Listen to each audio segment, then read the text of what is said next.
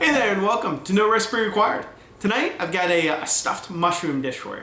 Now I'm usually not crazy about stuffed mushrooms because I find the mushroom is a little too beefy, meaty, and frankly almost a little undercooked and a little watery. I've got a little trick to take care of that. We're gonna get the mushrooms cooked down a little bit more. We're gonna make an awesome filling with some of the mushroom itself, some pine nuts, some breadcrumbs, some Parmesan cheese. It's absolutely killer. Let's go ahead and get started. Okay, I've got some cremini mushrooms here. And if you're ever going to stuff a mushroom, you need to be able to hollow out a mushroom. So these ones I like to use because they've got a nice kind of stem that's easy to pull out and a good area in there. Easiest thing to do, if the stem pops out easily, this one's not popping out real easily, then sometimes they just break off, you're good to go. Otherwise, you can take a knife here and just go right around the stem. I kind of actually hold it on the blade to get full control and just hold the knife still, turn the mushroom, and you can pop that stem right out. You can certainly just go right there, put a little stuffing in there, or you can then take a spoon and just kind of scrape out the insides and the gills out of the shroom and just dump those right out on the cutting board. Discard them. Not a whole lot of use for the gills. The stems you can cut up, throw in your stuffing. So if you want to just stuff your mushrooms, that is absolutely fine. But one of the things I actually do is roast off my hollowed out mushrooms before stuffing. Because I find these can be, it's a pretty big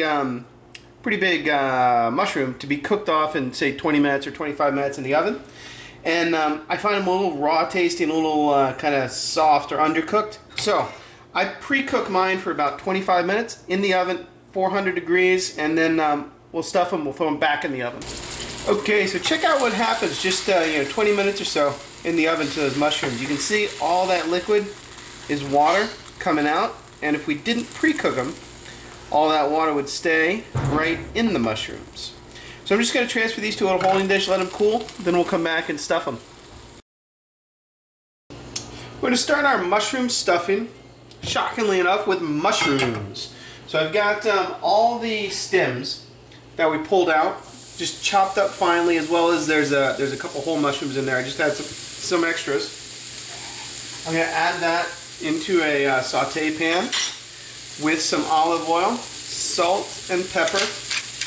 And I'm just going to cook these off over medium heat until the water is evaporated out of them, and we've got a nice, kind of nice firm texture to them. Our mushrooms are way cooked down now, which is what I'm looking for. So I'm going to add in a shallot that I finely minced, along with my garlic cloves are pretty small, so I've got like 3 in there. 1 large, 3 small. Garlic.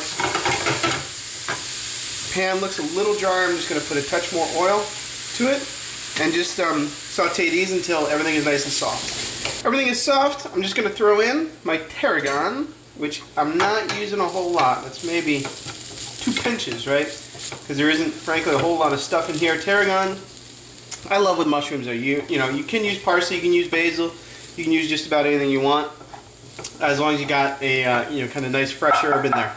Just killed the heat. I'm going to move these off into a holding bowl just to cool off, and then we'll finish off our stuffing. Okay, I've got my stuffing here. Just cooled off a little bit. It doesn't have to be too cool. I'm going to add about, call that 2 tablespoons of breadcrumbs, an equal amount of Parmesan cheese, and then I'm going to add in some pine nuts as well. If if you really don't like them, obviously, if you're allergic, don't add them. But one of the things I don't love about a lot of stuffed mushrooms is the fact that there's little texture, and that pine nut that we just added in is going to provide some of that texture. I just added a little bit of olive oil because my stuffing was looking a little bit moist. I like it to be able to, if you kind of press it to the side, it should kind of form a little mold there. And then we get it mixed together. We're going to taste it. We're going to realize we didn't add any salt or pepper. Now, I also like to over season a little bit here, because remember, we are seasoning the entire mushroom with just the stuffing, right? So this I like to be just a little bit salty, a little bit peppery, knowing that we're going to need that seasoning to carry through. So our mushrooms have now cooled off to where I can handle them. And I'm just going to, actually I'm not going to do it over the dish, I'm going to do it over my bowl here. I'm going to fill them with my stuffing. And then I've got, I don't like to pack it in too tight, keep it fairly loose. And then just a little bit of Parmesan cheese on each and every one. And you can lay them right back down into the pan that you did the first roast in, and pop them back into that 400-degree oven for probably another 15, 20 minutes or so.